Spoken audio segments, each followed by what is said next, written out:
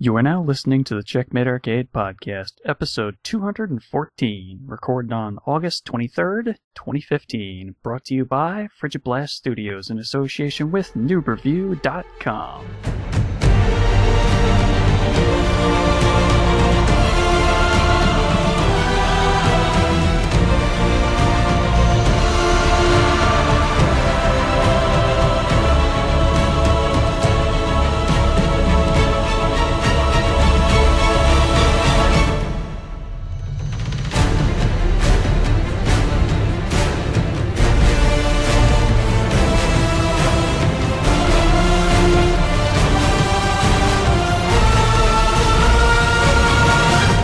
Hello and welcome to the Checkmate Arcade Podcast, your home for quarter munching fun.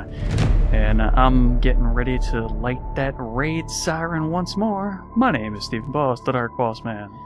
And sometime in the next couple months, when Giant Bomb gets ready for Mario Party 6, you'll have yours truly to thank for that.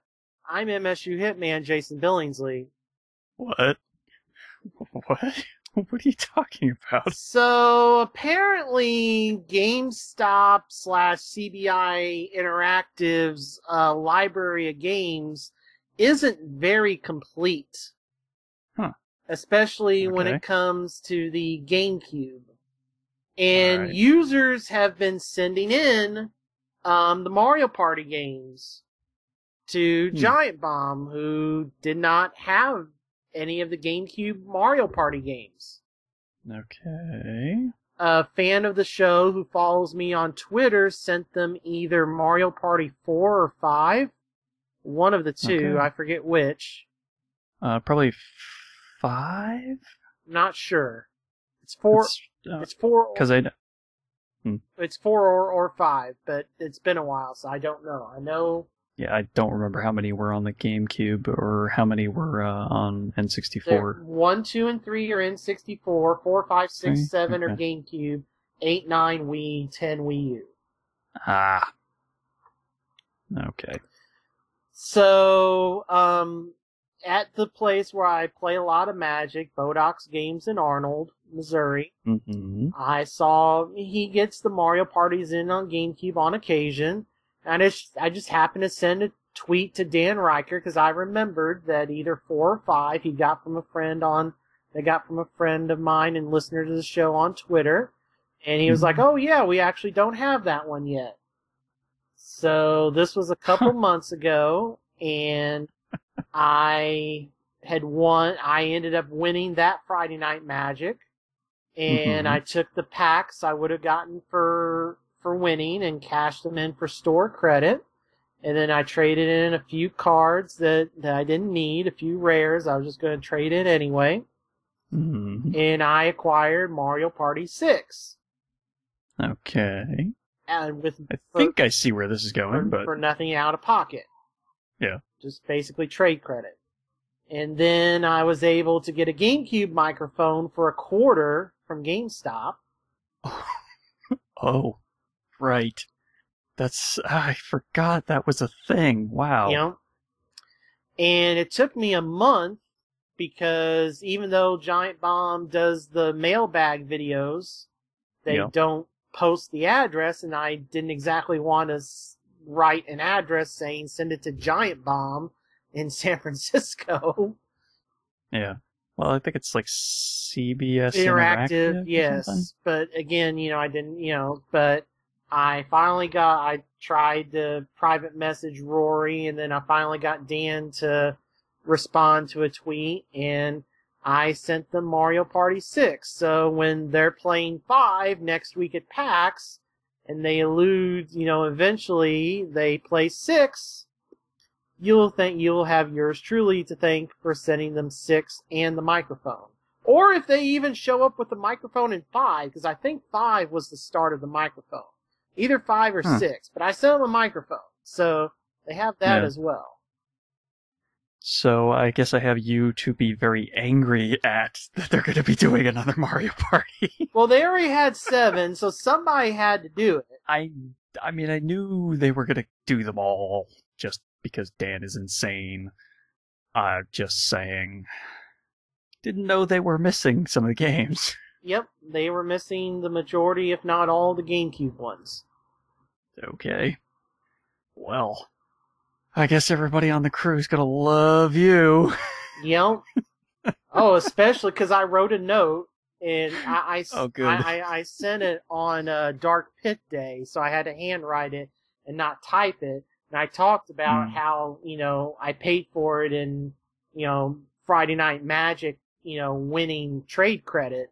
So Jeff gets to hate it even doubly because it was paid for with Magic winnings. Okay, well. When do you think they're going to get it? They have it. Oh, they have it? Yes. Like I said, I sent it a few weeks ago, and they just haven't done a video. Well, they haven't done Mario Party 5 yet. Oh, they haven't done the mailbag, correct. The mailbag videos. Yeah, I guess it's because I did it. I just sent it. I didn't send a big old package. I just sent it in a padded envelope. Right. And maybe because the last mailbag they did, Reichert wasn't there.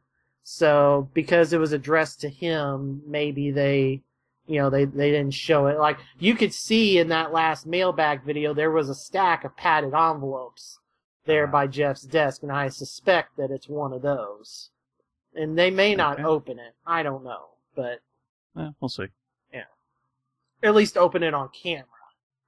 But it'd be funny to watch the reactions. Yeah, because especially to that package. Right. And oh yeah. And then I even wrote a PS on there. I was like, F 1985, go Cardinals. It's a sports reference. You don't get it. I heard it just go over your head. Yeah, that was all I did was furrow my brow like, okay. The Kansas City baseball. The Kansas City Royals 30 years ago beat the St. Louis Cardinals in the World Series. Okay. Dan Riker is from the Kansas City area. Okay, now I'm seeing a little more of a connection. Yes. All right, then. Well, that's going to be interesting. Yeah. I wonder if that's going to end up being a PAX South thing, or if they'll do it before then. With it being the busy game season, I imagine that's going to end up being like a PAX South thing. Is there a PAX South this year? I guess there is. I don't know. I don't know if it's this year or if it's the start of the next year. Well, it would be it would be January if they're doing. I just haven't heard if they're doing PAX South again, because that was very lightly, like, it did not sell out. I don't know. Well, I mean, all the PAXs didn't sell out their very first year. Okay, yeah, there is a PAX South again. The very last weekend of January 2016. The 29th through the 31st. Methinks that will end up being Mario Party 6. Possibly. Because, well, if they get everybody to go. They may not all go. Well, it's either going to be that or it's going to be a PAX East thing. I mean, it's just for the sheer fact that, this week, and we'll get into the coming soon later, this week is the official start of the fall gaming season, because it's Madden season. Yep. Did you see the 5-minute movie? No, but I've seen odd screenshots that make no sense. Okay. Yeah, it's Madden. So, it's Madden season, so yeah, they went a little crazy with that this year. So, yeah. So I mean, I'm not. My eyes aren't deceiving me. There was something about a T-Rex. Running at a screen, right? Yeah. That's at the end. Okay. Yeah. Wow. Yeah, apparently they did use a lot of money on that, didn't they? Yep. Alrighty. Yeah, I don't know where to go from there. But, so I mean, they're going to be busy playing games, and then once all the games are done, then they got to do the Game of the Year stuff. So there's no way they're going to be doing another Mario Party after this until the calendar turns. Yeah, I don't know that they would want to. Right. Just considering just how incessantly they hate that game. So I imagine this will end up being a January thing. That seems like a good January feature. Probably. Because it'll be, I'm guessing, less games coming out. Everybody will have finally steeled their nerves, hopefully enough to get back into that ring again. And let the randomization just take you for a ride. Yeah. So I guess that's what Giant Bomb is doing. I know. I wasn't sure if you got the reference. Yes, but okay. Yes, I got the reference, but yeah. So I guess that's what Giant Bomb is doing. What are we gonna be doing? Well, at least for right now, we're gonna talk about what we've been playing. We've got the coming soon for September. Hype Machine, get ready to go into overdrive. And we also have the NPD results for July. And then the hype train, one is on the correct track, one is on the negative track. Huh. Okay. Because one thing's awesome, and one thing is, hey, congratulations, this game's out of beta. Snark, snark. Yeah. Okay. Do you get... Not yet. No. Not yet. I guess I'll figure that out soon. What game has been out for a year and could be considered in beta? Oh, God. Oh, come on. What game are you playing that's getting ready? Oh, God. Okay. Yeah, all right. See, I didn't consider it a beta. That's the snark. Yeah, all right. Well, let's get into our games that we've been playing with our now playing. So, what have you been playing? I touched a little bit more of Lost Dimension, not as much as I would have liked. I'm still in the second chapter. I have the ability now to go through the memories of people, which is kind of interesting on the Vita. I don't know on PS3. I don't know if it's able to do this. With normal TV, or if you have to have stereo. But when you do the dream searching to see if somebody is a traitor or not, you spend one of the vision points. You're going through their memories, and you're having to chase their voice, and you see these thoughts, and you just have to keep doing this for a minute or two until you get to their core self or whatever, and then it's like, they're the traitor, or no, they're not. And when you're running around trying to chase down these thoughts, the volume is in different spots depending on, so it's like on the Vita, it's doing it like stereo. So, like, if you're needing to go left, the voice will be coming from the left speaker, and so on and so on. Okay. So I found that really interesting that they were able to do that on the Vita. Well, I mean, if you did have headphones on, I think that would work pretty well. Well, this is without headphones even. It works without headphones. Okay. Yeah, that's why I find super interesting. I mean, there are two speakers on it, right? Yeah, but the fact that they can play, it was unique. It's something that's not done often, and I applaud them for that little bit of extra work that went into that. Okay. Yep. So it's definitely an underused feature. Yeah. So I've got that. Something I just picked up today that I'm kind of excited about. I have not played it. Mm-hmm. Vita-wise. Best Buy put Borderlands 2 on clearance. Okay. I think there were some problems, but I don't remember. That's fine. I don't mind paying $8 after Gamers Club Unlocked for Borderlands 2 on the Vita, and that save file would work on the PS4 version or PS3 or whatever. Okay. So having Borderlands on the go for $8 is A-okay in my book. All right, fair enough. So I wasn't paying $40 for it. I wasn't even going to pay $20 for it, but $8. And I got one of the last copies in St. Louis, so I am happy about that.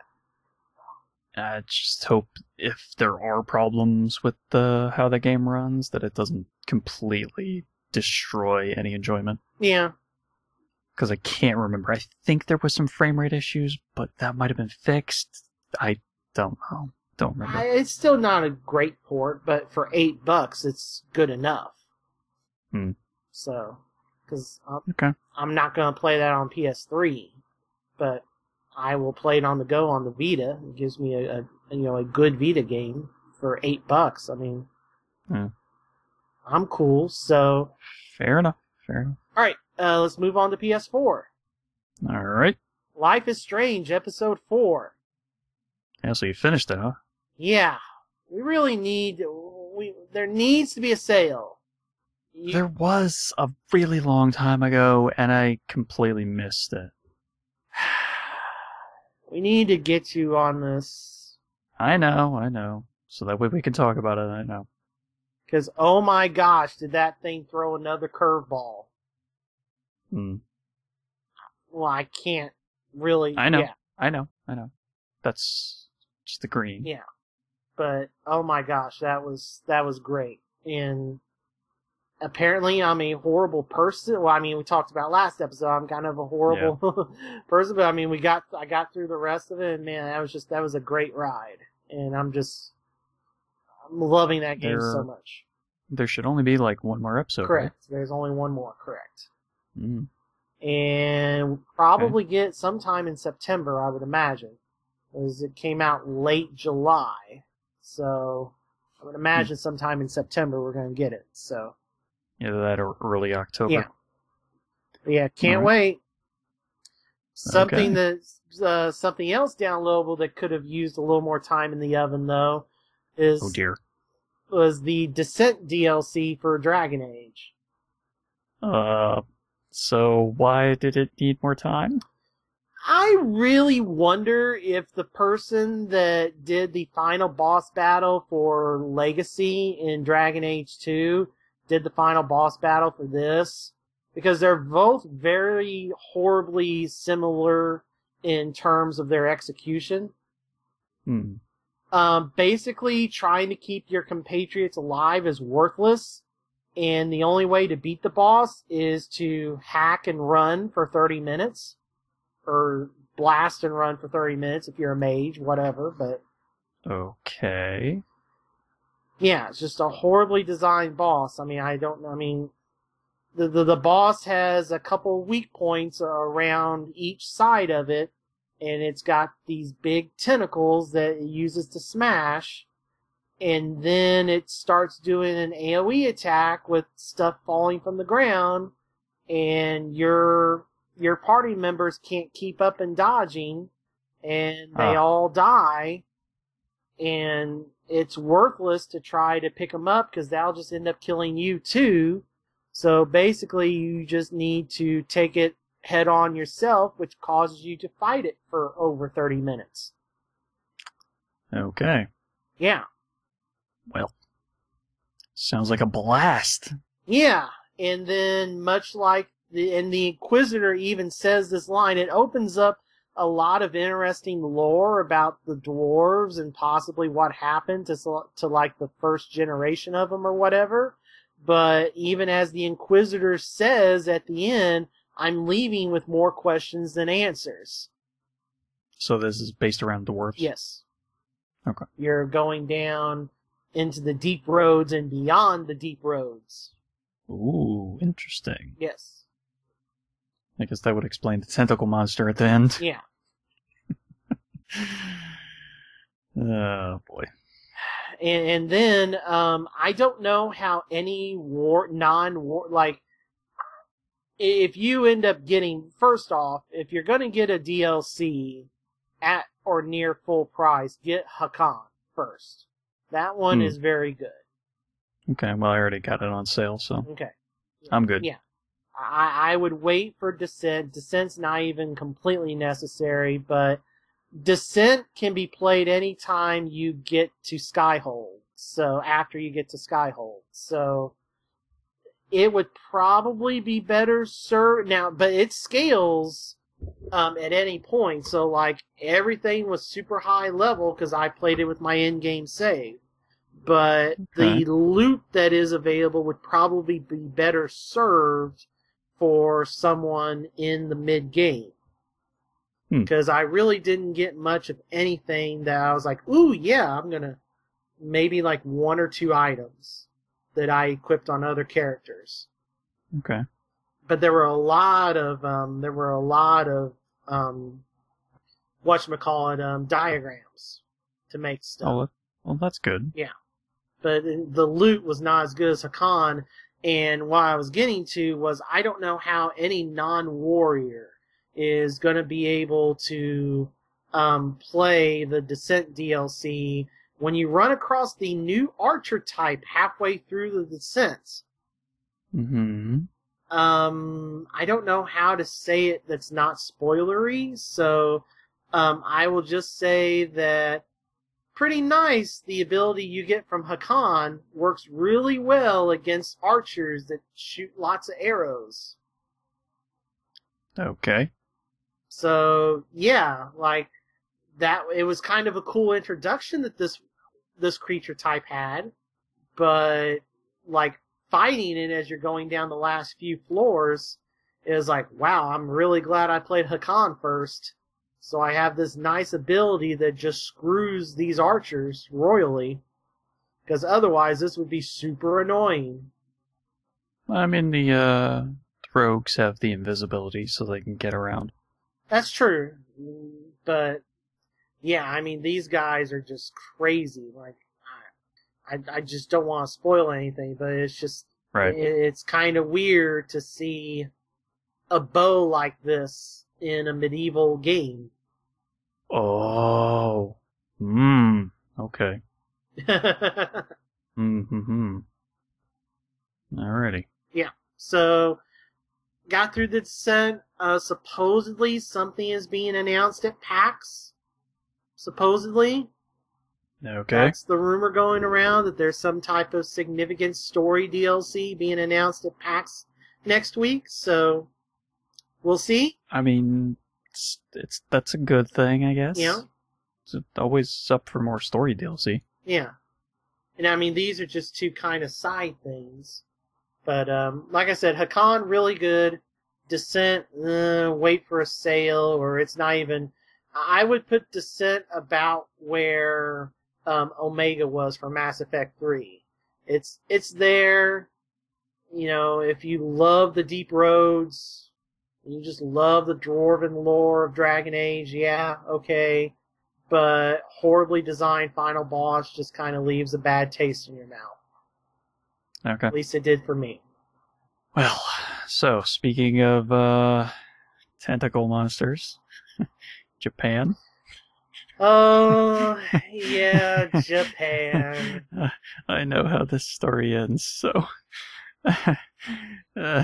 I'm laughing and crying at the same time. So, with us being, as we record this, T-minus 9 days away from the launch of Metal Gear Solid 5, and the Phantom Pain, the full Metal Gear Solid 5, and all the reviews hitting, I figured I'm probably better get through the main story mode of Ground Zeroes. Now, all I did was the main story mode. I haven't done the, 4 other quests that open up when you beat the story mode, and I haven't found all the tapes and all that stuff, but, yeah, I got through it. What an ending, wow. Yeah. Dark as hell. With a touch of Japan. Oh, yeah. Oh, yeah. Oh, boy. Yeah, probably makes a big boss later in life wish that they had, portable X-rays or whatever in the 70s. It would have helped, yeah. Yeah. Yeah, would have helped. Well, how was your time playing it, at least? I mean, it was good. I mean, the action was really, everything controlled really well. I mean, it's an improvement. It's a big improvement from 4, although I've not played really much of any of 3. I played a decent amount of Peace Walker, so the mechanics of being further in the past so that your radars and things are not as modern as they are in all the Metal Gear games I've played. I mean, I've beat both versions of 1, beat 2, beat 4. You know, like I said, I don't have as much experience with the big boss timeline. Right. So you never did you ever play 3 or? I've had all the versions of, you know, I had the original version of 3, and I watched Maximus play it and struggle with it, and then I got the upgraded subsistence whatever version, but never. I started it, but never. I think I got to like the first boss, the B guy, but I never did much beyond that. Put a lot of time in Peace Walker. Put in like 20 hours on Peace Walker, but I was only like halfway through that. Wow. But now I have the HD collection, so I have, you know, but I just have never gotten around to it. Okay. Yeah, I've been mostly in the Solid Snake timeline, but yeah, I mean, it was really fun. I like how they have the new mechanic to where if an enemy fully spots you, the game slows down and gives you a chance to take out that enemy before they call in the, you know, warning or whatever. Yeah. Yeah, it's got some good stealth mechanics on it. Yeah. And I mean, the action feels really good. I mean, the shooting's really good because, yeah, things broke down quite often. Like I got an E rating when I got done with it was like E. And I was like, oh. And I'm guessing that's out of S? Well, it's S, A, B, C, D, E.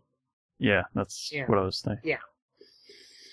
Yeah, good old Japan making S the highest rank past A. Yeah, because when I rescued the second hostage, which is what causes the scene at the end that we're kind of dancing around without spoiling.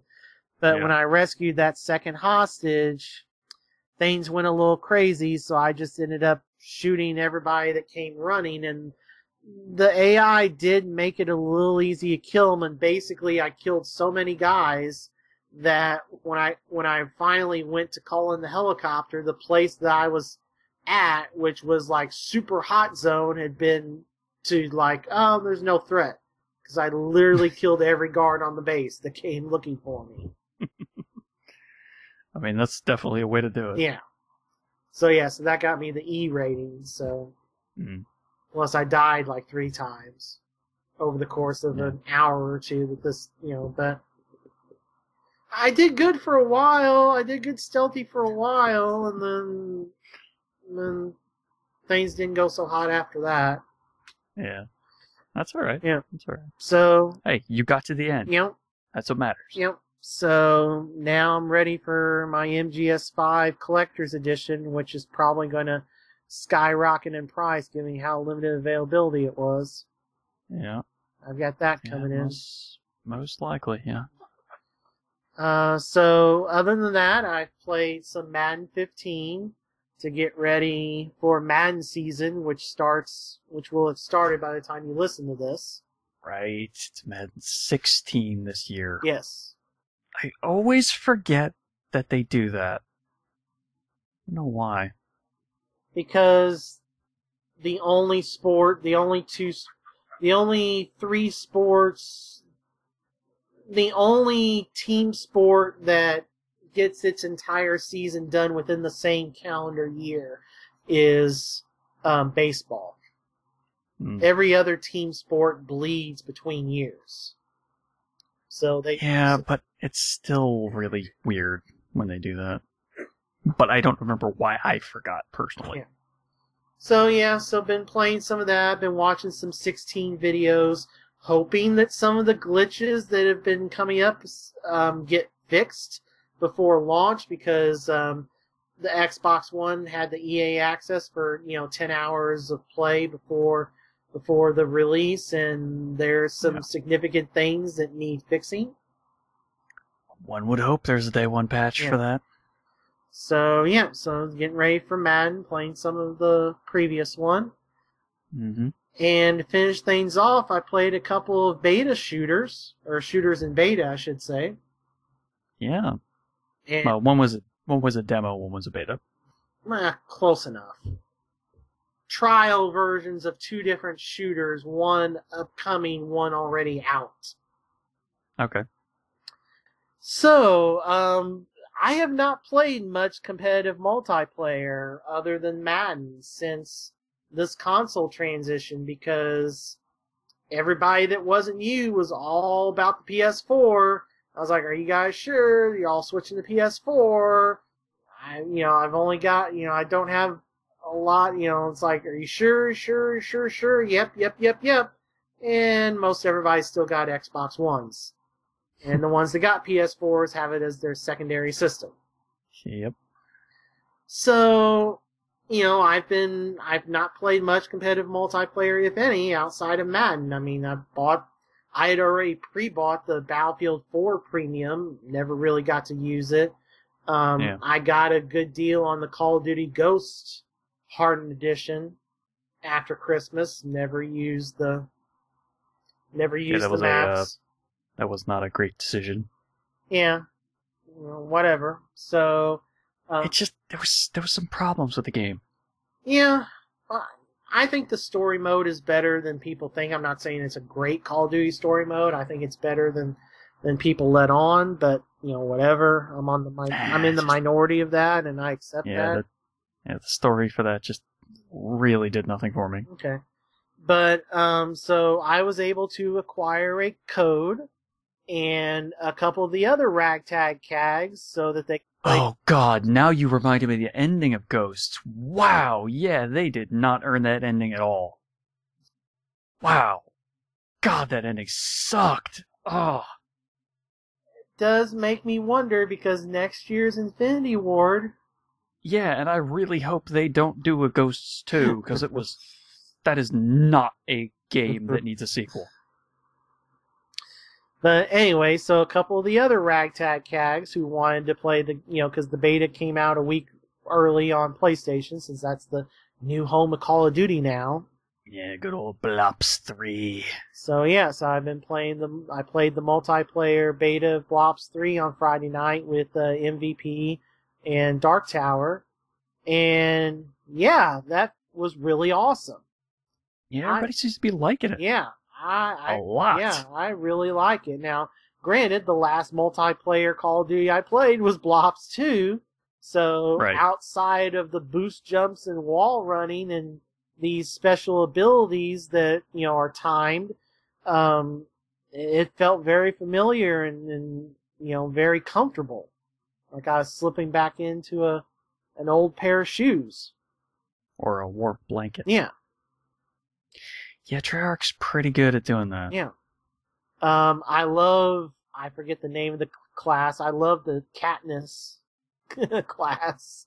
So the bow and arrow. Yeah, forget that pulse thing. Like, I did that at first, and I didn't really understand, because I started it before MVP invited me, and it's like, oh, pick your specialist and pick their special ability with this free unlock point. I was like, pulse thing, sure. And I didn't realize it was just something that triggered, and it was a meter that built up, and you got to trigger it a couple times a match. And I triggered the pulse thing a couple times. I was like, yeah, this kind of sucks. I want to go to the bow. And that bow is awesome. I think that pulse is supposed to be like X-ray vision for seeing opponents through walls or something. Yeah. But it comes up so infrequently, I was just like, man, this is a waste. Give me the bow. Because you get 6-7 shots with the bow. It seems a little more proactive to go for something that's an attack effect. Yeah, I really like that bow though. That's cool. So I'm having fun with that. Equipped her with the first submachine gun that is available is one of the best ones. Once again, because I think that's how it was in Blops 2. Some of the beginner guns were better than the ones that unlock. So I've just been using that, and I finally, I put a silencer, a reflex sight, and a grip all on that gun. It's like, okay, I'll sacrifice one tack grenade, sure. Yeah. To have 3 attachments on my weapon, that works. Yeah, Yeah, that's something that's really cool that they did. Well, The 3 attachments for basically no real penalty and no need for a wild card on it. yeah, so you've got the point system like Black Ops 1 and 2 where you've got 10 Yep. points, each weapon or attachment or perk is 1 point. Mm-hmm. Good old pick 10. Yeah. So that's back. So yeah, so I mean, just everything is just like, yeah, I may have missed the last 2 multiplayers, and I still haven't played Advanced Warfare story mode at all, but I really liked Advanced Warfare's story. yeah, that's got to wait till I upgrade my PS4 hard drive. There's 1 or 2 moments where you're like, really? Really? Especially that funeral scene. That's like, really? This is interactive? Why? Yeah. But other than that, Yeah. it's a good story. I liked it. So It's predictable, but I liked it. yeah, now the beta will be done on PS4 by the time you're listening to this. It might still be active on Xbox One, because after it shuts down Monday night on PlayStation, a couple days later it starts on Xbox One for a week. Yeah. Or, it'll probably go Wednesday. Wait, so it's it'll be like Wednesday to Wednesday?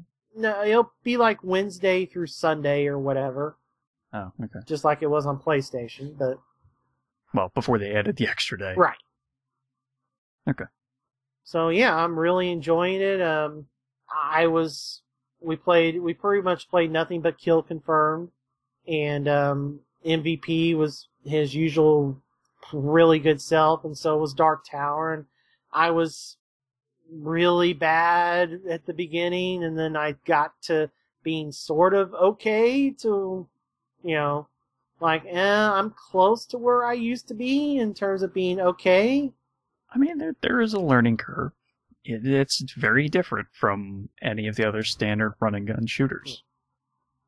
But, I mean, it's just been so long, and I wasn't that great at it, to start with. But, yeah, I'm really... Well, that's what I'm saying. It's a learning curve. You had to relearn how to do everything. But, yeah, I'm really enjoying Blops. That was awesome. I'm really enjoying that. Yeah, I'm looking forward to trying out that multiplayer this week. So, speaking of which, the other thing, I didn't even get to play the multiplayer because I couldn't get beyond the controls of this thing. And I had such a limited time, and that was Splatoon.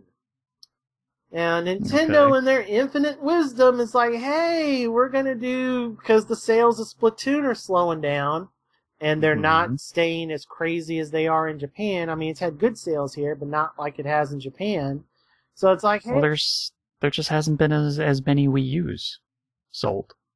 There's more. It's been a lot less than Japan. I would wonder if there's more Wii U sold in America than there is Japan. I don't know for sure, but anyway, I mean, Splatoon is fast ready to become the #1 selling Wii U game in Japan. Like, if it hasn't already overtaken Mario Kart. Like, I mean, it is the #1 game in Japan for the Wii U, whereas here it's probably still comes some order of Smash. It's probably number 3 or 4 behind Smash and behind Smash, Mario Kart, and New Super Mario Brothers. Yeah, and it's easily probably the 3rd or 4th best selling, but it's behind those. Whereas in Japan, it's just taken off. But Nintendo, in their infinite wisdom, is like, yeah, let's do this free demo on the same weekend that our next gen, high def competitor is doing their hotly anticipated beta. Okay, strike 1, Nintendo. Okay. Strike 2, let's put it to where you can only play it on Friday, Saturday, or Sunday between the hours of 3 and 5 p.m. Eastern, or Pacific. So, okay. 5 to 7 for me, 6 to 8 for you. I'm not going to apologize for it, but to just be fair, that is how they did it before it was released, when they were demoing it. That's fine. It's still rather annoying. I know. They make you play it on their schedule, not yours. I know. So I went through the tutorial, And, yep, those motion controls, first chance I got, yep, those were done. And maybe it's because I never tried it with the Pro controller. I was, just playing on the gamepad. I could never get the proper feeling of sensitivity for the camera on the sticks. Just seemed like it was going too much when I moved the stick, no matter what setting I put it at for sensitivity. And I was like, well, I need to get ready for the show, and okay, yeah, I played Splatoon, at least the tutorial, and I'm like, yeah, okay. So that's it? That's it. I mean, maybe if they do another demo sometime, I'll try it with the Pro controller and give it a whirl, but I just had a limited amount of time thanks to Nintendo's scheduling, and it was just like, I'm not liking it. Now, maybe it was the sticks on the gamepad. It could very well have been, but it was just like, well, you're not giving me much time because of my schedule and your schedule, so I gave it the best shot I could, and just, no, not feeling it. Yeah, that's unfortunate. Well, like you said, hopefully they will do another demo, and I'm really hoping you'll be able to give it one last chance. Yeah, we'll see. So, that's all I've been playing. So, Steven, what have you been playing? Oh, a little bit of this, a little bit of that, whole lot of Destiny. Like usual. Last episode, I mentioned that I was bad at jumping puzzles. Uh-huh. And then I never explained why. Okay, so in the Vault of Glass, there is a jumping puzzle. Was this the first raid? That's the first raid. Okay, I remember hearing about this. Yeah, it's really rough because the timing on it is very tight. Now, granted, you can skip some of it, and then the timing isn't quite as important. But once you get past the disappearing and reappearing blocks that you have to jump on, you land on a ledge. The ledge is very, very narrow, so unless you're jamming the stick to the towards the wall, you're probably gonna fall. And then once you get to a certain spot on that ledge, you actually have to jump off the ledge, out, and then back into a little nook to where you can stand. And then do it again so that you can actually, get to the actual next section of the raid. First time I attempted that, I probably died like 20 times in a row. I was the only one left who had to get past that jumping puzzle during that very first attempt on that raid. It was bad. I was ashamed. But it's not an easy jumping puzzle at all. And because it's not even really a puzzle, it's just about getting the jump just right. Yeah, so I failed miserably at that jumping puzzle. So that's why I'm bad at jumping puzzles. At least from last week. Since then, I've done each of the raids at least 2-ish times full through. Once on normal, and once on hard. So I've done everything. Except defeat Skolas on level 35. He is the final nail in the coffin, the final thorn that I need to pluck out so that I'm fully done with all year one content. I just don't know what else I can do personally. My running crew, we have the essential steps of the encounter down, which is basically You have to find a servitor floating around that's kind of hard to see because it's got camouflage on, so optic camo on, if you know what that would look like. So basically, it's kind of like a little translucent, but you can still see like the outline-ish of them. Mm-hmm. Well, once you destroy one of those and get Skull's health down to about, I want to say it was like 75%, he snaps the servitor bonds that he's been using to reduce your damage against him, and then you're able to do full damage against him. But then he introduces a poison mechanic to one of your team. So as the fight progresses, one of your team becomes poisoned. You then have, I want to say it was 30 seconds before the poison kills you. Okay. So one of your teammates needs to run up, take the poison to themselves, and then the person who had the poison originally becomes immune. Mm. So for that duration, they can't take it. So then you just have to keep cycling through the three of you in the fire team. It's like, okay, well, you're up, you take that. But then there's another wrinkle. During that final boss fight, there's an objective that you need to accomplish. And the Prison of Elders, if you don't complete the objective, you're dead. Okay. So during the Skullus fight, it's defusing mines. To defuse mines, you just have to stand in a circle that appears below the mine for a certain amount of time until the mine is diffused. The problem comes in that the mines spawn at exactly the same time as a new wave of enemies spawns. And level 35 enemies do a lot of damage. So it's been a little difficult for us to get to the point where we can fully just decimate him. We're almost there. We have the timing down on trading the poison from each of our, from a fire team from player to player. But we just can't quite seal it.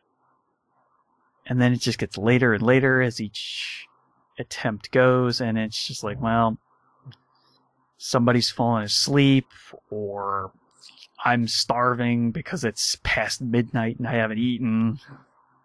So, yeah, we just have to call it and start over again on either the next day or the next week. Mm-hmm. We're so close. And if we can just do it before the Taken King comes out, we'll each get a player emblem that denotes that we did everything. Right. And I would love to have that, because we technically have done everything except kill him. So, you know. Zur surprised everybody with Galahorns about a week ago. Mm-hmm. That was fun. Mm-hmm. Everybody lost their minds going crazy over that. And then about a week later, it was announced, yeah, it's not getting upgraded for Taken King. Oh. Yeah, everybody was not so stoked about that announcement. What a troll. It's totally random, though. It's not actually something that they did intentionally. It really is fully random what weapon he sells. Well, still, the fact that was something that had always been so highly sought after, and then it's like, Yeah. well, it's not carrying over. Yeah, but to be fair, they were slightly reducing the damage of the complete draw for the weapon, which is the wolf pack rounds. So the wolf pack rounds were not going to do quite the insane amount of damage that they currently do. So it would still be a fairly sizable chunk of damage, but it wouldn't be everybody uses Galahorn and then everything dies situation. Okay. So, yeah, I'm a little mixed on that, but it'd be nice to see new guns. Because I've basically been using the same guns for a while now, at least before I got my Vision of Confluence, which I've been using for just about a month-ish at this point. That's about the only weapon that I'm gonna miss. I'm gonna miss it a lot because it's a good gun. But yeah, completed all the hard mode raids. So Crota died, and so did Antheon. Yeah, just gotta do Skullus, and that's it. Then I can truly say, I did everything. Even if some people consider Destiny Year 1 a beta. There is a solid game underneath that.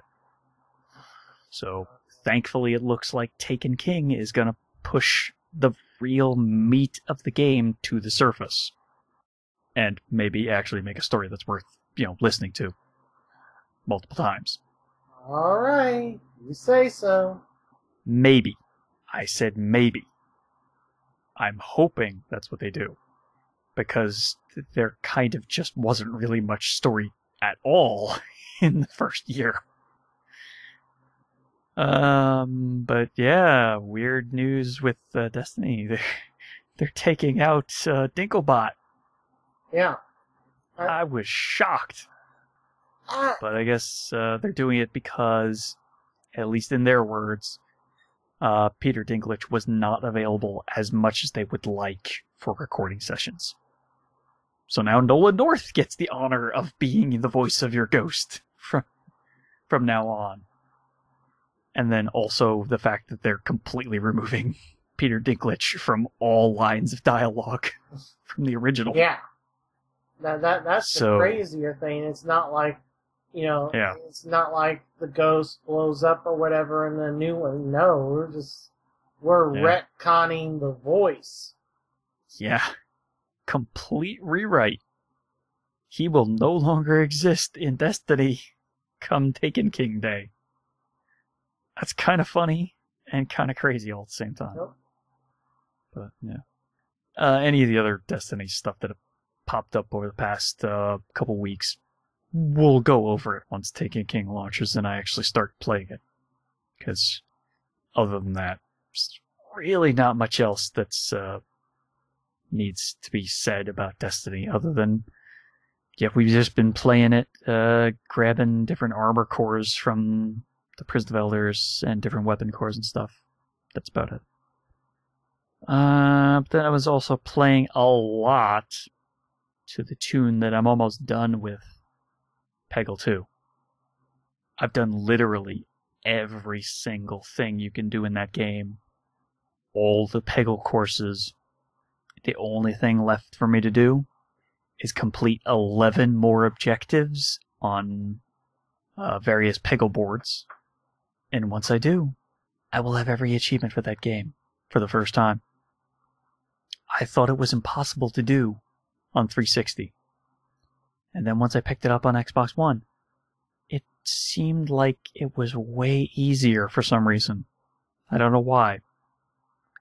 But it doesn't feel impossible like it did on 360, which is really odd. Unfortunately, there are still some problems with the game that seem to have translated from one version to the other, even though the Xbox One version did come out first. It's odd that there is slowdown at times during some of your shots. It only seems to happen during Peggle boards that have a lot of moving parts. So various bumpers that move and stuff like that. It seems to really slow it down and bog it down to the point where it's sort of chugging. It's really unfortunate. I don't know why they would not have that patched up. But the slowdown is really bad during the Hallelujah Hollow set of levels, which is the one that introduces Windy the Fairy. It's real bad. There's a lot of slowdown during those levels. I don't know why. there's like almost no slowdown at all during the Jimmy Lightning levels. So I don't know. It's weird that's a problem that the game has, because I thought, okay, well, it's probably just because it's the 360 port. That's why there's a little bit of slowdown here in this version. No, it's not. It's a really weird glitch. Bug. I guess technically a bug. It's really unfortunate. But still, if you can deal with it, Peggle 2 is still really awesome. Oh, it's so much fun to peggle those Peggle pegs. Alright, so that does it for Xbox One, because, yeah, that's pretty much all I was playing on Xbox One.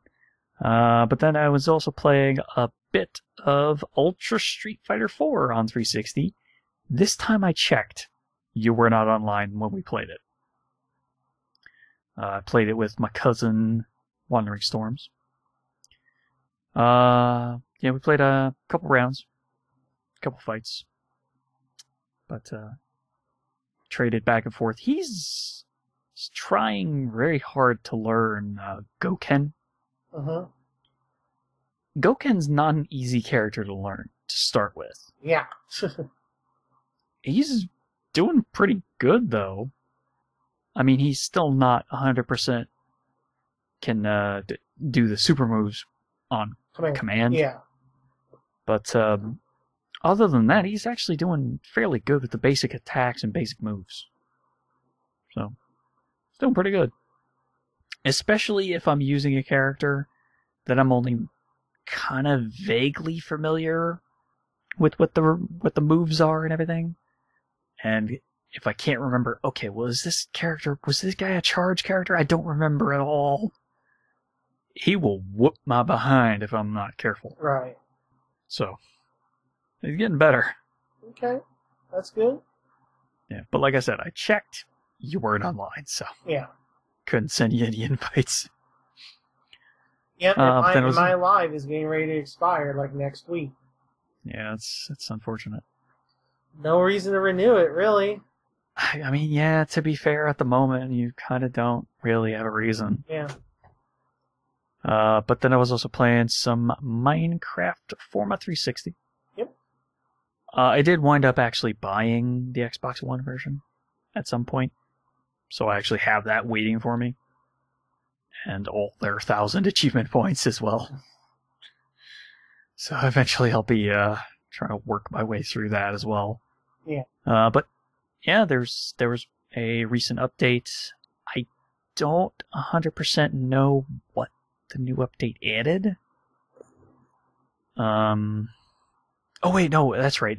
It added a bunch of new wood type items. So now you can actually make wood type doors that are very specific to each wood type, like oak, jungle wood, spruce, and each one is actually different. Okay.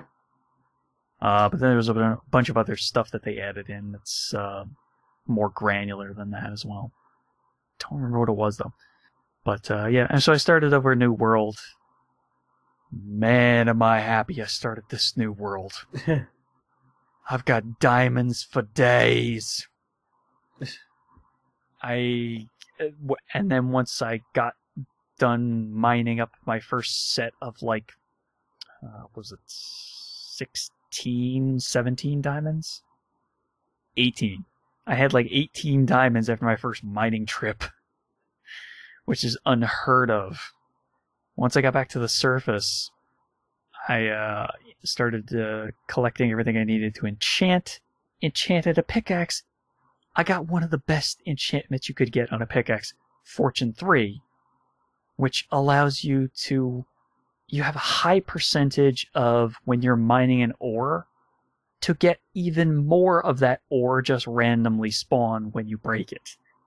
So, Diamond 1 could be 3 or 4 diamonds instead. That's really, really good. Okay. So, really happy about that pickaxe. I'm just working my way towards enchanting a sword.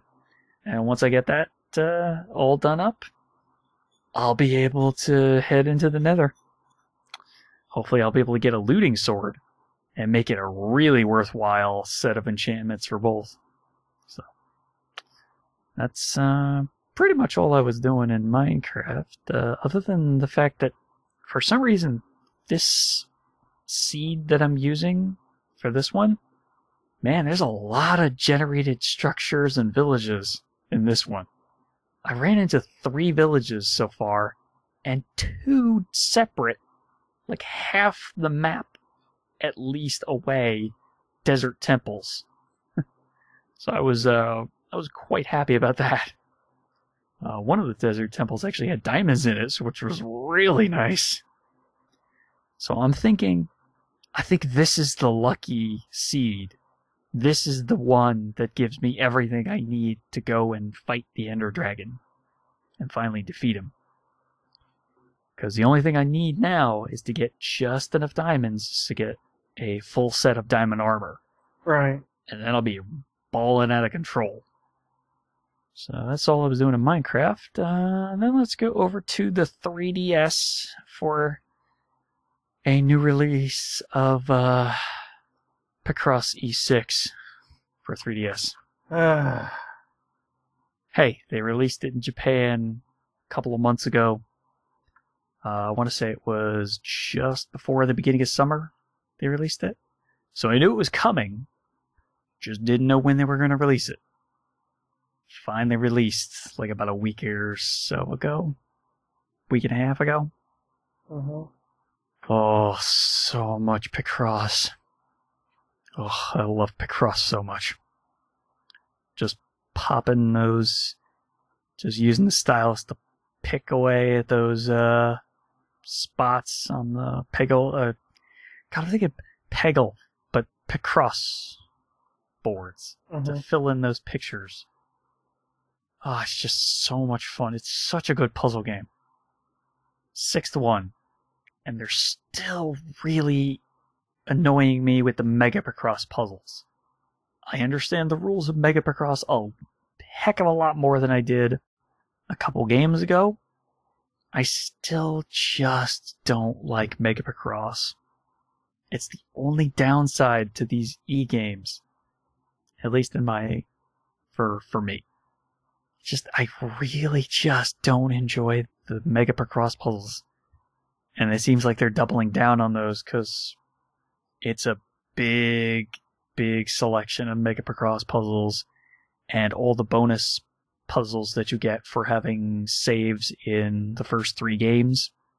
Again, those are all Mega Picross as well. Okay. Yeah, it's just really unfortunate that they keep adding more and more and more from Mega Picross, and it's just, that's my least favorite part of that game. What's the thing that just got announced? All right, that's right. They announced Picross 3DS. Okay. Picross 3D 2. Yeah. Yes, the 3D version of Picross. Oh my god. Picross 3D on the DS was so good. It was an amazing game. I loved it. So now that they're making a sequel, I am hyped. Because that is a game that's day one purchase. Right. For me. Yeah, the best puzzle game of last generation was Picross 3D. Everyone should play Picross 3D for the DS. It was that good. I got high hopes for Picross 3DS. Picross 3D 2. I'm hyped. Cannot wait. Which is why I'm very happy to have more Picross to tide me over until that comes out. So that's all the stuff that I was playing on console and handheld. Oh dear. Then on Friday, I decided, let's update this thing that's been sitting on my PC for the past, 2 years, I want to say. Because I downloaded it after we got it back from a PAX East. I want to say it was 2013. Well, So no, it was 2014. Scott and I were at 2013. Oh, okay, that's right. Yeah. And then all of us went to 2014. Right. But so that year, I was in the middle of some magic. I think I was taking a lunch break at that point. And this guy comes up to me, and he hands me he comes up to me and asks me, "Oh, do you play League of Legends?" I'm like, "No, but I was thinking about it." So 2 years ago. Mm-hmm. And he says like, "Okay, here you go. Here's these skins that I got." So I was like, "All right, sure." So I got 3 skins for free, which consequently unlocked each of those 3 heroes. So fast forward to Friday of this past week. I decided, yeah, this thing's been sitting on my hard drive for 2 years. Let's actually try this. See if I even like it. So I started playing their tutorials, essentially. Okay. So learning the basics, getting through, trying to figure out how the game works, how it plays, and everything. I kind of enjoy it. It's kind of fun. Now they've also got some your team versus AI matches to slowly work your way up to actually playing PvP, which is good because people would be yelling and screaming, "Why are you feeding the enemy?" if I didn't have this time to actually practice and actually figure out how to play, what to do when I'm actually trying to play, and how to work the lanes, essentially, for this MOBA that I've started playing. So yeah, I started playing it on Friday, and I actually really enjoy it. I do enjoy MOBAs. At least League of Legends, so far. I have this fear that if I started to try even thinking about Dota, that would be another rabbit hole that I'd never be able to climb out of. A la Brad Shoemaker. Right. Yep. I'm a little more casual when I'm playing League of Legends. Because I'm like, okay, I got enough time to play 1 match, maybe 2, if it goes quick. And then I'm kind of done for the day. 1 or 2 matches and I'm done. And that's perfectly fine. As long as I'm enjoying it and not getting completely sucked into it, I'm okay. I'm very happy about that. Now, granted, I have been thinking about all the stats and all the things that need doing in League of Legends over the past couple days, even though I didn't play it every single day of this past weekend here. So maybe it's getting its hooks in me, I don't know. But so far, I've been taking it very casual, very slow. I've only been playing the player versus AI, just so, like I said, I can get my footing and figure out how to do each of the lanes, what I should be doing team-wise. If this person goes to this lane, should I follow them? Should I stay back? Mostly the hero that I've been playing was Varric, or Varus. Okay, I was trying to say. It's Varric. It can't be. It's Varric. Really? Or maybe it's Varus. I don't know. Not sure. I would seriously doubt that they could name it the same as a character that's been in 2 Dragon Age games. I don't know that would make any difference. I really don't know that would.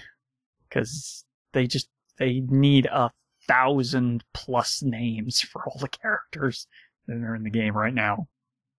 I think there's like over 100 different champions or something, or close to 100. Something like that. But yeah, he's an archer, so he's ranged. I'm really enjoying the ranged characters because they're high damage, lowish health, medium ability damage and not super complicated to figure out how to do. So that's mostly what I've been sticking with so far. I might try and branch out just a small amount just to see what some of the fighters/tanks are and what they can do. But yeah, I'm definitely thinking marksman, archer style characters are going to be the ones I would gravitate towards. Yeah, it's a MOBA. That's really not much to say about it. You go into a map, you go into a lane, you kill things that come towards you on that lane, and try not to die. Eventually, you either push into your enemy's base, or your enemy pushes into your base. And you either win or lose. It's kind of that simple. Now, obviously, there's granular difficulty of like, okay, well, this guy can do this move, and then to be able to counter it, I have to be this far away, or use my move that does this, and so on and so on. So there's a lot of depth to it, but the simplicity of, okay, this is how you start. Go. And that's pretty much all there is to that. I got a extra boost in their currency system for what you earn for battles, for giving them my email address, which, they already kind of had my email address because I signed up for an account long ago, so I don't really think that's much of a difference. So yeah, once I verified that, I got a little bit of a boost for that currency. Thankfully, yeah, doesn't really seem like much is used for the pay currency. So it actually is a free-to-play game instead of a pay-to-play, which is good, because if it wasn't, I'd probably be almost done with it by now. But yeah, that's kind of all I've been playing. That's really just about it. Played a couple days of that, and that's it. Okay. But like I said, I'm definitely going to play a little bit more. Well, how about we get to the NPDs then for July? Well, that sounds like a plan. Now it's that time of the month that causes gamers worldwide to be crabby and irrational. No, it's not PMS.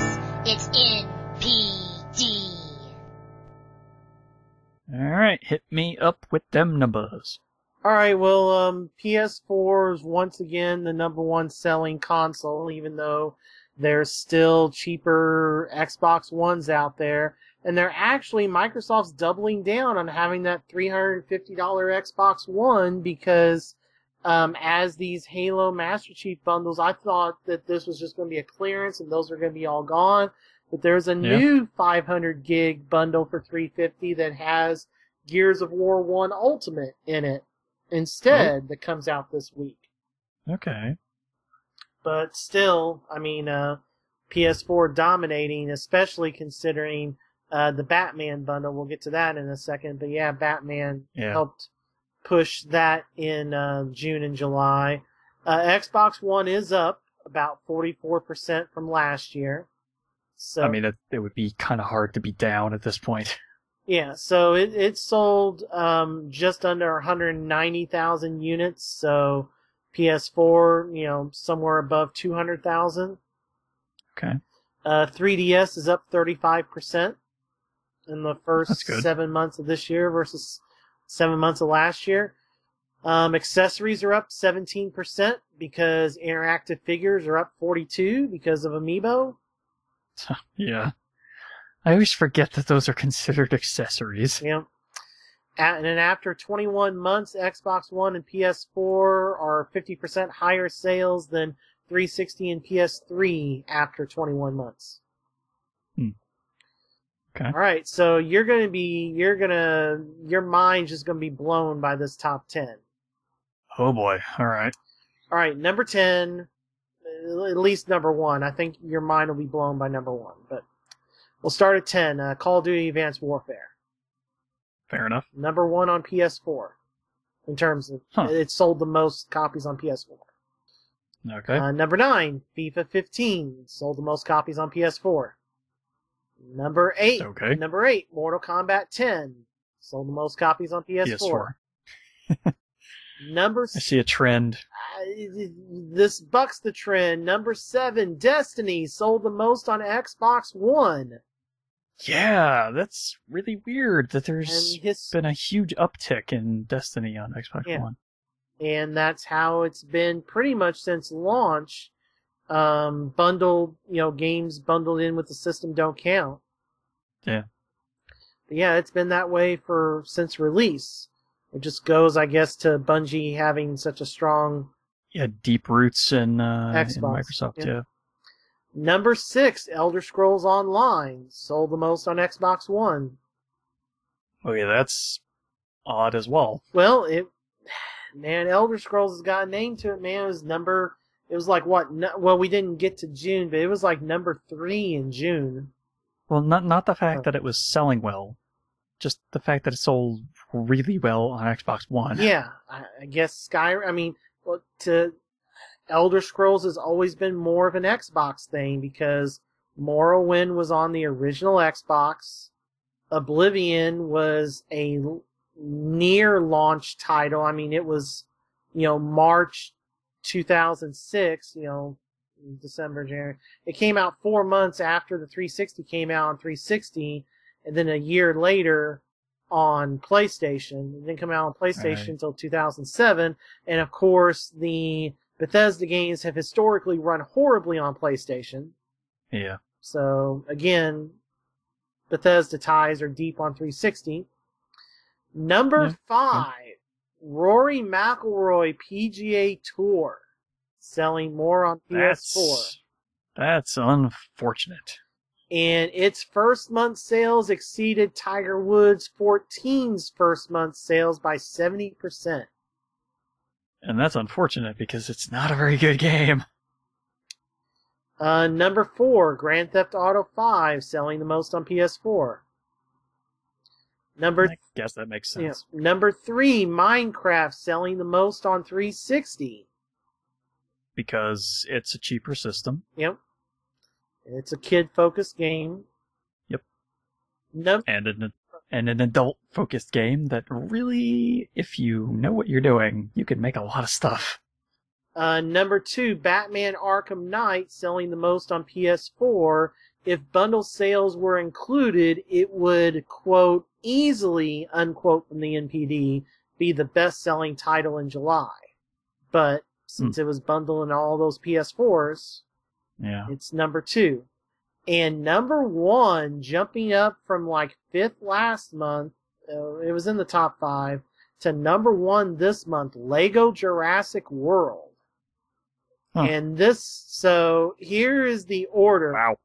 Sold the most on 360, then 3DS, then PS3, then Xbox One, then Wii U, then PS4, then Vita. Okay. Weird. Yeah. Yeah, I told you I thought number 1 would kind of throw me for a loop. I was like, okay. Yeah, that's a weird split on that one. Overall, the retail sales were up 6% from hardware sales being up. Software sales were flat. Yeah. From the previous July. And there you go. That's the July NPD. Sorry we missed the last few months.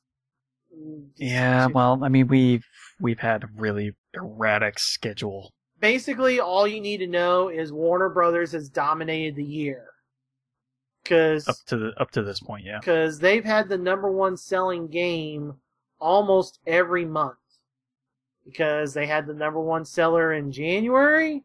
They had the number 1 seller in April, May, June, and July. Which one was the one from January? Dying Light. Oh, right. That was them. April was Mortal Kombat. May was Witcher. June was Batman. July was Lego. Yeah. Okay. Yeah, it's been... Man, you'd think after all those misses on PC, they'd do a little more work on that. Huh? Yeah, I guess Dying Light was okay on PC. Yeah, it was like the only one. Yeah. This is the only exception to the rule. And to be fair, Warner Brothers only publishes on Witcher the console and the retail PC version. That's primarily a self-published CD Projekt thing, but retail-wise, they only handle the retail copies. So, Mortal Kombat, Batman, terrible, atrocious. I think would be probably a better word. Yeah. I mean, they had to completely cancel sales for Batman, and it's still off. Still off. Yeah, they're not even optimistic as to when they're potentially going to get that back onto the Steam store. Yeah, that has just been a cluster. Blah. Oh, that was horrible. Yeah, alright. So, we have the games coming soon, right? Yep, we've got the coming soon for September.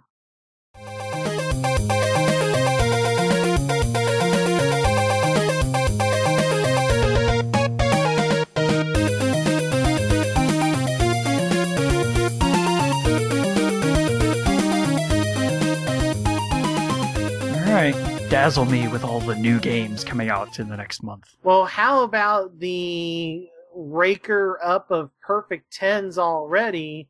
September 1st, hype train incoming, woo woo! Metal Gear Solid 5 The Phantom Pain for everything that's not Nintendo. I'm a little hesitant on that ever getting that much praise. That sounds odd to me. Perfect 10 on IGN, perfect 10 on GameSpot. I think Greg Miller's review is up. He's got it as his game of the year so far. Yeah, that's maybe a bit much. All aboard the hype train. Yeah, I don't know about that. Alright, well, there's another significant game coming out September 1st, Mad Max on PS4 and Xbox One. Yeah. I thought they would get out of the way, move back a week, but nope, they're gonna still stare Metal Gear right in the face. I wonder something. I mean, I guess it's different enough. I don't know. Hold on, I'm curious about something now because I know the movie is okay. Fury Road is the subtitle, right? Okay. Yeah. Okay, yeah, I know it's available digitally. What about the DVD or other Blu-ray? formats? When is this? Makes me wonder now. Aha! The Blu-ray same day? comes out the same day. I wondered why they stuck with that, even though they were staring Metal Gear in the face. There you go. All right. There's your answer. That's the reasoning right there. Yeah. Tie-in. Mm-hmm. I mean, it's so weird that, even in the 360 era, that would have just been a natural, but there's so little tie-in stuff anymore. And to be fair, the game is not a direct tie-in to the movie. It's just in the same universe. But it does make sense, unlike Warner Brothers with some of their stuff. It does make sense to have the game and the movie come out the same day. Yeah. Alright, September 1st also sees a disc release of Brothers, A Tale of Two Sons on PS4 and Xbox One. Oh, okay, because Xbox One, PS4. Or PS4, yeah, sorry, that's what, PS4, Xbox One. Yeah. And Nobunaga's Ambition, Spear of Influence for PS4. Huh. Alright. Then we get kind of the one off week that we have for the rest of until Christmas. Not even really, because we have the significant Wii U title. So this really isn't an off week. It's an off Tuesday. So September 8th has Tearaway Unfolded for PS4. Mm-hmm. And then the 11th of September, as Nintendo officially states it, is the 11th day. is Super Mario Maker for the Wii U. That game is sounding really, really good. Yeah, I'm I'm not a Minecraft person like you are. I just... Okay, but you don't have to do that. You could just download constant updates from other players. Yeah. And you'd have Mario games, Mario levels for the rest of your life. Given how bad I was struggling at New Super Mario Brothers U,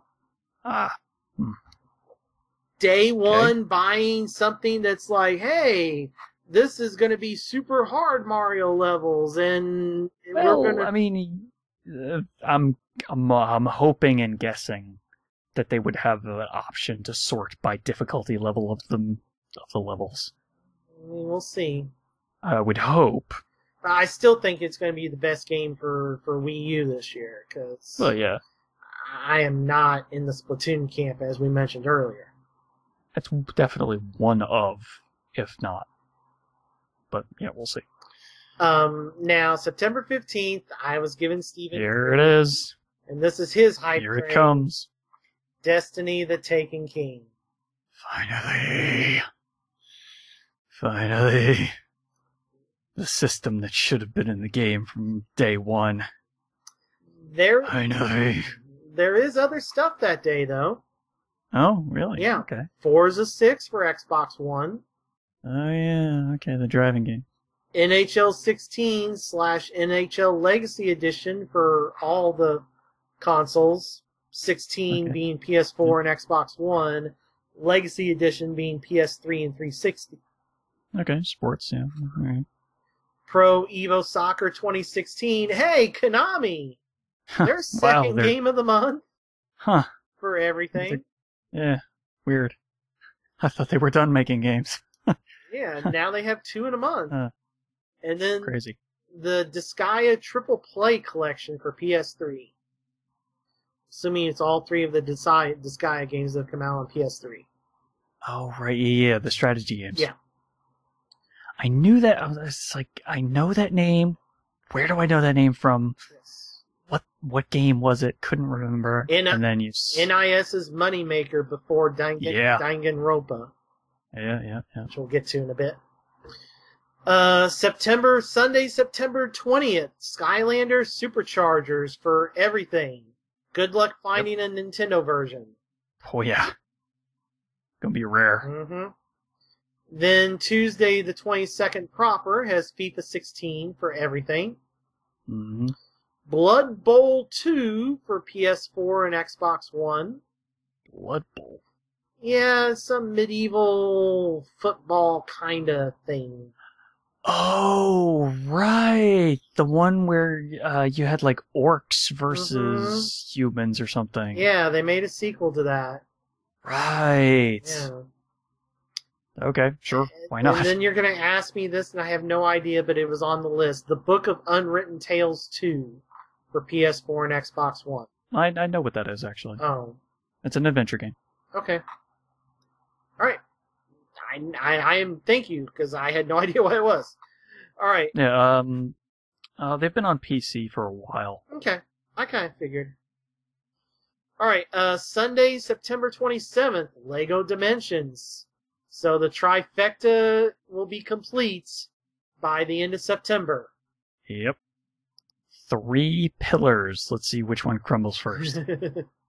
I think Skylanders, just from the people that I've seen and heard about trading into GameStop, it seems like Skylanders would be, but Lego is like $100. The starter pack for Lego is like $100. Yes, but they're Legos. Yeah, that's true. They have a lot of stuff that they can use. So my guess definitely would be Skylanders would be the first one to crumble. Yeah, that's my thinking as well. All right, so NBA 2K16. Okay, they've got this thing to where if you pre-order, you're supposed to get it on Friday the 25th. Huh. Now, if you don't pre-order it, would you be able to walk into a GameStop and get it on Friday? I don't know yet. But technically, the release date is the 29th. So, 25th, 29th, be looking for 2K NBA. Okay. And if you want to slum it, NBA Live 16 is on PS4 and Xbox One on the 29th. I don't know why you would play that, because they're touting shot mechanics that have been in basketball games since Double Dribble, that have been so broken they've had to rebuild that from the ground up on Live. Yeah, okay, whatever. Maybe it'll be a good game. Maybe. Yeah. We'll see. It's once again telling that is the one NBA game that does not have or the one EA Sports game, the one EA game period, that does not have a deluxe edition coming out alongside the regular version. Madden, NHL, FIFA, Battlefront, all have $70 versions to coincide with the $60 versions. The one that doesn't is NBA. Yeah, I don't know. Also, the PS4 and Xbox One versions of Tony Hawk Pro Skater 5. Oh yeah, that's right. Man, there's a lot of games coming out. Yeah, well, like I said earlier, once Madden hits, that's when the floodgates open. Yeah, but I'm just saying, this is actually a really big month. Yep. Then you have Samurai Warriors 4-II for PS4 and Xbox One. I don't know. That's how it was written. Huh. And was it in Roman numeral, maybe? Yeah, I guess, but the 4 wasn't. Huh. I don't know.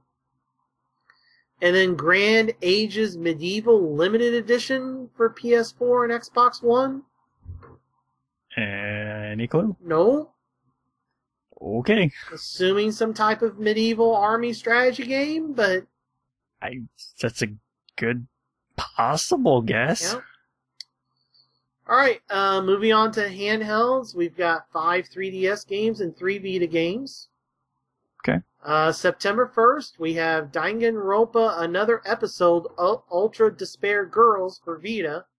This is their girl-centric side episode as they work to get a Danganronpa proper 3 out. Yeah. September 8th for 3DS, Are You Smarter Than a 5th Grader? And Hatsune Miku. Wait, there wasn't already one? Not on 3DS. Wow, okay. Or if there was, the rights have transitioned and they're doing another one. One of the two. Right. Okay. So there is another Are You Smarter Than a 5th Grader coming out. And then Hatsune Miku Project Mirai DX for 3DS. Okay. The 15th has Senran Kagura 2 Deep Crimson. That's the anime boob girl game, and I don't know how in the world Nintendo let that on 3DS, but okay. Hey, you know what? They're a little more lax than they used to be. I guess, but that is September 15th, along with Earth Defense Force 2 Invaders from Planet Space for Vita. Huh. Alright. Then the following week, Sunday the 20th, you get the 3DS version of Skylanders Superchargers. Mm-hmm. And on Friday the 25th, you get Animal Crossing Happy Home Designer for 3DS. $40 for the base game, $50 for the game with the Amiibo reader if you don't have the new 3DS. Because this is the designer game with the Amiibo cards. Yeah, okay. And then one of the few, if the only handheld game that matters this fall, Tuesday, September 29th, Persona 4, Dancing All Night. My body is ready. Let's do this. I really hope you aren't disappointed with any of the songs. They've been playing a bunch of them on Atlas's... It's Persona music. It's great. But, yeah, it's been a lot of remixes, and I'm just, It's a 2-disc soundtrack. How can they screw this up? The collector's edition has a 2-disc soundtrack. Surely they're not going to be 4 songs per disc, right? Right? I have no idea. Like I said, I'm just hoping you don't get too burned by songs that you don't like. Alright. Well, that's the coming soon. Oh, okay. Well, I think this was actually a shorter episode than normal. Yeah. A little bit. Well, I guess that's a good thing. By the next time we record, I'm going to have so many new games. I have 3 new games in the next 8 days. I got to get that PS4 hard drive ordered. Oh, jeez, yeah. You definitely want to do that. Yeah. You don't want to be having to swap things around constantly. Yeah. So I guess that's going to do it for the episode. Don't forget to subscribe to the show through iTunes or the Groove Marketplace now? What? Is that what they're calling it? I don't know. The Groove Music Store? Something like that. It's Microsoft's new name for it. I don't know. Or I don't know when. Stitcher Radio. Or if you're on the go, you can listen to us on Stitcher Radio for your smartphone applications. Yeah. Through at least Android and iPhone. Yeah. Yeah. Windows gets no love. It's got a tiny market share, so I can't blame them. But yeah, go ahead and leave us a written review or a star rating on the stores where you can find us. Just helps the show get out to more listeners. Yep. If you want to interact with us, you can message us on Twitter at Checkmate Arcade for the show, at Dark Boss Man for me, at MSU Hitman for me. And you can follow us on Facebook, like and follow all the posts. And when the new show goes live, you'll know the minute it goes live. Yep. So that's gonna do it for the show this week. Where, yeah, I was blaring my raid siren. Because all the raid bosses be dead now. Now we got one more to go. My name is Steven Boss, the Dark Boss Man. And when Mario Party 6 happens, you can think of me. I'm MSU Hitman, Jason Billingsley. I'm sure the Giant Bomb staff is so happy that you sent that to them. Well, if it wasn't me, somebody would have. So. I know. It's just, the eye roll is so thick in that sentence. I just want to make sure people understand that. Yeah. Alright, and maybe we'll see you on live, PSN, or maybe even on the net. Peace out, everybody.